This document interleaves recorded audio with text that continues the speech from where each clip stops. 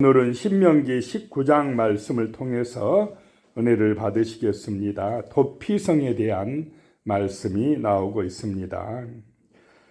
1절에요. 내 하나님 여호와께서 이 여러 민족을 멸절하시고 내 하나님 여호와께서 그 땅을 내게 주심으로 내가 그것을 받고 그들의 성읍과 가옥에 거주할 때에, 지금 모세가 모압 평지에서 요단강 건너가기 전에 이스라엘 백성들에게 말씀하시는 것입니다.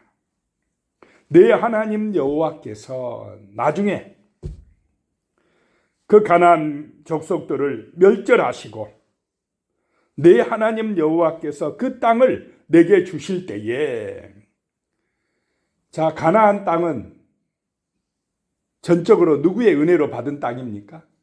하나님의 은혜로 받은 땅이다. 이게 믿음의 사람입니다. 우리가 살고 있는 이 땅의 모든 가진 것, 우리의 생명은 누구의 은혜로 받은 것입니까? 하나님의 은혜로. 하나님께서 주신 것이다. 하나님의 은혜로 받은 것이다. 이런 믿음을 가지고 살아가는 것이 바로 거룩한 백성의 삶이다라고 하는 것입니다. 하나님을 경외하는 삶이라는 것입니다. 하나님께서 그 땅을 너희에게 주실 때에, 그래서 그것을 받고 그들의 성읍과 가옥에 거주할 때에, 나중에 이제 가나안 땅을 차지하게 될 때에, 2절에 내 하나님 여호와께서 내게 기업으로 주신 땅 가운데에서 새 성읍을 너를 위하여 구별하고 그랬습니다. 하나님이 그 땅을 기업으로 주시는 그날에 새 성읍을 너를 위하여 구별하고 도피성을 지정하라는 것입니다. 누구를 위하여요? 너희를 위하여 구별하고 라고 하는 것입니다. 이 도피성의 구별 목적은 무죄한 자를 살리기 위함입니다. 부지 중에 의도적이지 않게 죄를 지었는데 보복당하지 않도록 그렇게 피난처가 되게 하기 위하여서 지정하라라고 하는 것입니다. 3절에요. 내 하나님 여호와께서 내게 기업으로 주시는 땅 전체를 세 구역으로 나누어 길을 닫고 모든 살인자를 그 성읍으로 도피하게 하라. 일단 도피하게 하라는 것입니다. 그 가나안 땅을 3등분해서 새 성읍을 지정하고 그 도피성으로 피하는 길을 닦으라는 것입니다. 이스라엘 전통에 의하면 그 길을 4m 정도의 폭으로 피하기 좋게끔 그렇게 잘 닦아놨다고 합니다. 4절에요. 살인자가 그리로 도피하여 살만한 경우는 이러하니 곧 누구든지 본래 원한이 없이 부지 중에 그의 이웃을 죽인 일, 원한이 없이 고의적이지 아니하게 실수로 죽인 일, 그럴 때에 살게 된다는 것입니다. 그 생명을 보존해야 된다는 것입니다. 5절에 가령 사람이 그 이웃과 함께 벌목하려 산림에 들어가서 손에 도끼를 들고 벌목하려고 찍을 때에 도끼가 자루에서 빠져 그 이웃을 맞춰 그를 죽게 함과 같은 것이라. 이런 사람은 그 성읍 중 하나로 도피하여 생명을 보존할 것이니라. 나무 벌목하러 갔다 도끼질 하다가 그냥 하다 보니까 도끼가 빠져서 상대방에 맞게 되어서 그 사람이 죽게 되었다. 고의적입니까? 아닙니까? 이거는 실수로 한 것이. 그런데 죽은 그 가족들은 어떻게 생각하겠습니까? 저놈이 우리 남편을 죽였어? 우리 아버지를 죽였어? 참지 못해. 이렇게 하면서 보복해서 또 이 사람을 죽일 수가 있다라고 하는 것입니다. 그러니 그럴 때는 이렇게 고의적이지 아니할 때, 원한 없이 사람을 죽였을 때는 빨리 이 도피성으로 피해서 생명을 보존하게 하라라고 하는 것입니다. 6절에요. 그 사람이 그에게 본래 원한이 없으니 죽이기에 합당하지 아니하나 두렵건대 그 피를 보복하는 자의 마음이 복수심에 불타서 살인자를 뒤쫓는데 그 가는 길이 멀면 그를 따라잡아 죽일까 하노라. 그래서 이 도피성은 하루길이 원칙이랍니다. 48km 범위 안에서 어디서든지 도망갈 수 있는 그런 위치에 도피성을 마련하라라고 했다고 합니다. 7절에 그러므로 내가 네게 명령하기를 새 성읍을 너를 위하여 구별하라 하노라. 구별해서 피난처가 되게 하라는 것입니다. 고의적이지 않게 실수로 사람을 죽였을 때에 그곳으로 피난해서 그 생명을 보존받게 하라라고 하는 것입니다. 그래서 그곳에 들어가면, 그 피난처 도피성에 들어가면은 살인자라도 보호받습니다. 함부로 그곳에 들어가서 원한을 갚지 못한다라고 하는 것입니다. 보복하지 못한다라고 하는 것입니다. 그래서 오늘 이 시대는 이런 피난처가, 도피성이 가정이 되고 교회가 되어야 할 줄로 믿습니다. 아무리 잘못했어도 내 아들이면, 내 딸이면 잘못을 하고 가정에 돌아오면 받아줘야 됩니까? 안 받아줘야 됩니까? 가정에서는 죄인이 아니다는 것입니다. 사회적으로는 죄인 취급받을지 모르지만은 아버지, 어머니에게는 내 자식이라는 것입니다. 용서하고 사랑할 수밖에 없는 자식이라는 것입니다. 그래서 가정은 피난처가 되는 것입니다. 가정이 피난처가 되어야 할 줄로 믿습니다. 그런데 가정이 더 힘들게 하고 더 그냥 죄인 취급하고 그러면 어떻게 자녀들이 가정에 들어올 수가 있겠습니까? 교회도 마찬가지입니다. 교회도 도피성이요 피난처가 되어야 한다라고 하는 것입니다. 세상에서 죄악으로 찌들린 인생들이 주님의 품에 나와서 회개하고 하나님께로 돌아서는 곳, 용서받고 구원받는 곳, 그런 곳이 교회가 되어야 한다라고 하는 것입니다. 피난처가 되는 교회가 되어야 한다는 것입니다. 그래서 교회 안에서는 세상의 어떤 편견 때문에 서로 정죄하고 판단하고 그래서는 안 될 줄로 믿습니다. 용서하고 사랑하고 기도해주고 품어주는 그런 피난처와 같은 그런 교회가 되도록 기도해야 되겠습니다. 8절에요. 내 하나님 여호와께서 내 조상들에게 맹세하신 대로 내 지경을 넓혀 내 조상들에게 주리라고 말씀하신 땅을 다 내게 주실 때에, 지금은 아직 요단강 건너가지도 않았지만은 모세는 확실하게 하나님이 주실 것을 믿고 선포하고 있습니다. 자, 우리에게도 이런 믿음이 함께 하시기를 축복합니다. 당장에 지금 안 이루어졌어도 하나님의 언약, 그 약속의 말씀을 믿고 이미 받은 것처럼 생각하고 이 말씀을 들으라는 것입니다. 분명히 너희에게 하나님께서 저 가나안 땅을 주실 때에,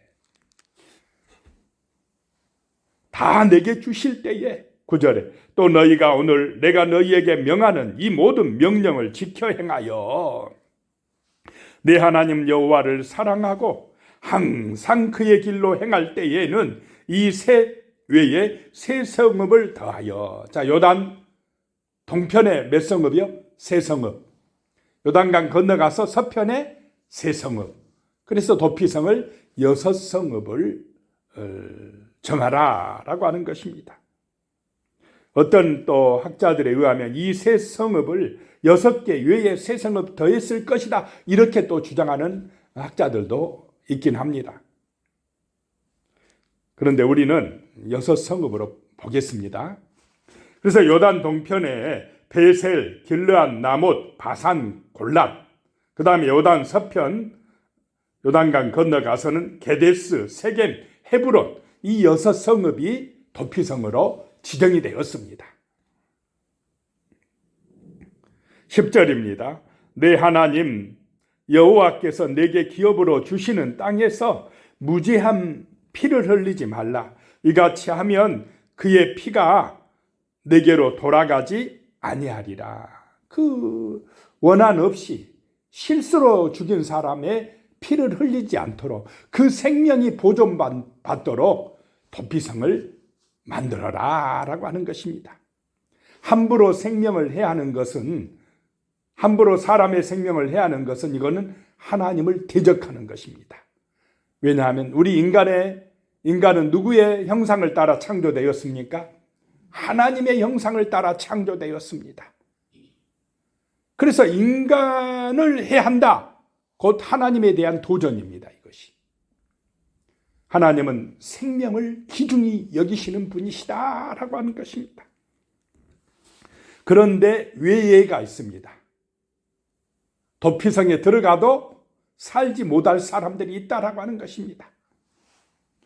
11절에 그러나 만일 어떤 사람이 그의 이웃을 미워하여 엎드려 그를 기다리다가 일어나 상처를 입혀 죽게 하고 이 한 성읍으로 도피하면, 미워하여 고의적으로 살인하면, 그리고는 이 도피성으로 도망을 갔다 이 말입니다.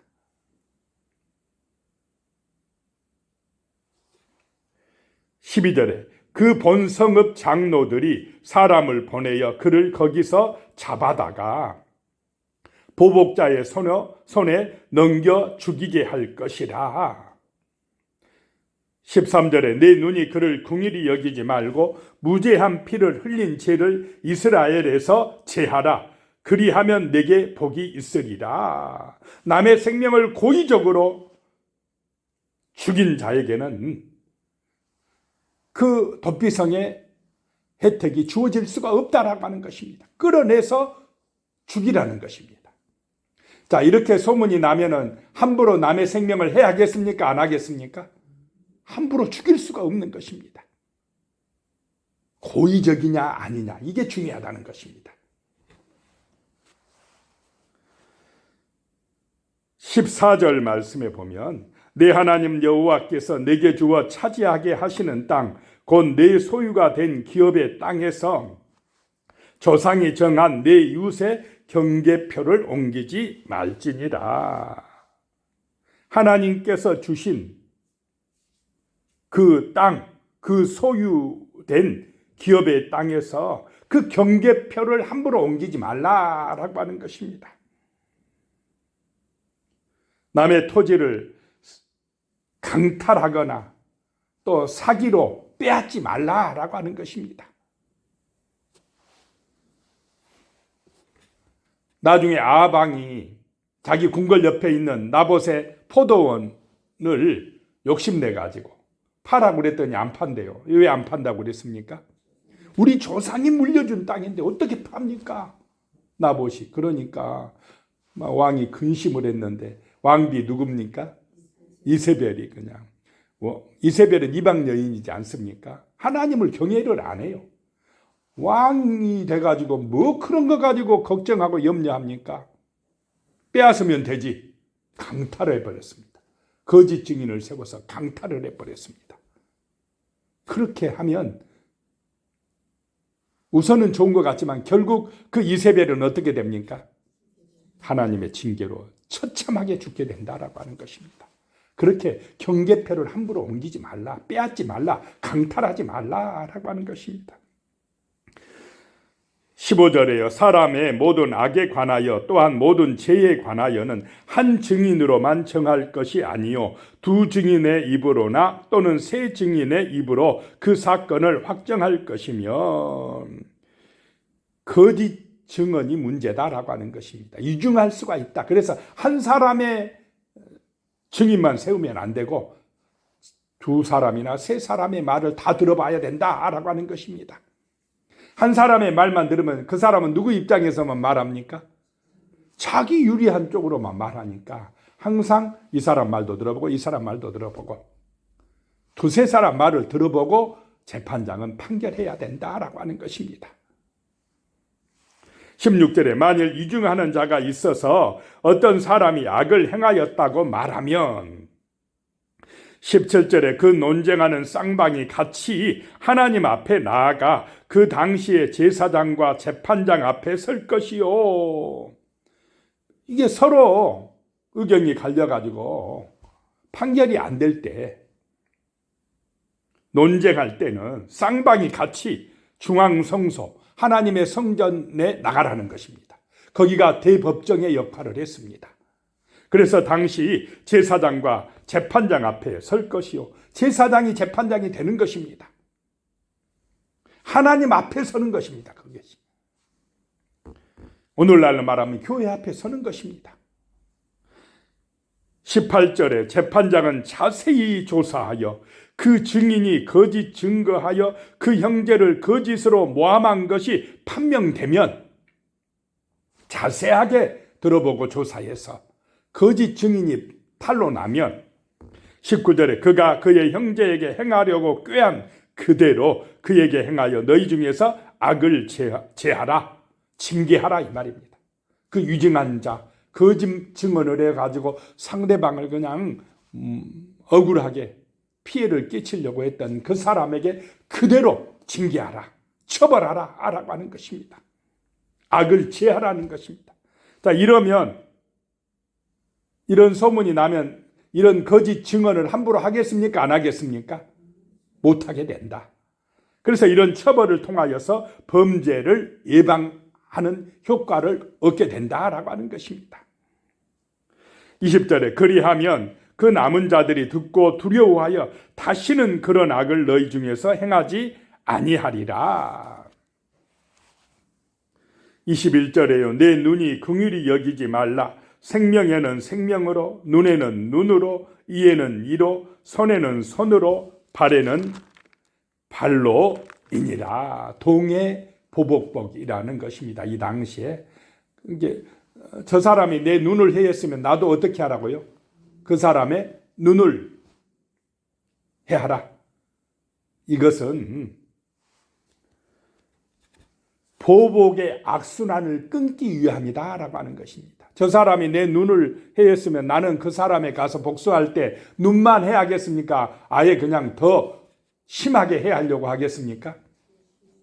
보복하려고 할 때 더 심해진다는 것입니다. 그래서 받은 만큼만 너가 가서 갚아라 라고 하는 차원에서 보복을 금지하기 위한 이런 법이었다라고 하는 것입니다. 자, 그런데 우리는 오늘 도피성 말씀을 들었는데 우리 인간의 진정한 피난처요 도피성은 바로 하나님 품 안인 줄로 믿으시기 바랍니다. 하나님의 아들 예수가 진정한 도피성이 되어진다라고 하는 것입니다. 우리의 생명을 살리는 거룩한 대제사장이 되어진다라고 하는 것입니다. 도피성에 피난한 사람들은 대제사장이 죽을 때까지 나오면 안 되었습니다. 나오면 죽어도 말 못합니다. 근데 대제사장이 죽으면 해방되어 나온다는 것입니다. 우리가 죄와 사망에서 해방된 것은 영원한 대제사장인 예수 그리스도가 피 흘려 죽으셨기 때문인 줄로 믿으시기 바랍니다. 기도하겠습니다. 예수 그리스도의 은혜가 우리를 살렸습니다. 우리의 생명을 살리셨습니다. 예수님이 피난처요 도피성이 되십니다. 진실로 예수 그리스도를 통하여서 우리가 은혜를 받고 제사함을 받고 의롭게 되어지고 하나님의 보좌 앞으로 나아갈 수 있는 거룩한 백성이 되어지게 하여 주시옵소서. 예수님의 이름으로 기도드리오며 이제는 우리 주 예수 그리스도의 은혜와 하나님 아버지의 무한하신 사랑과 성령의 교통하심이 영원히 함께 하시기를 축원하옵나이다. 아멘.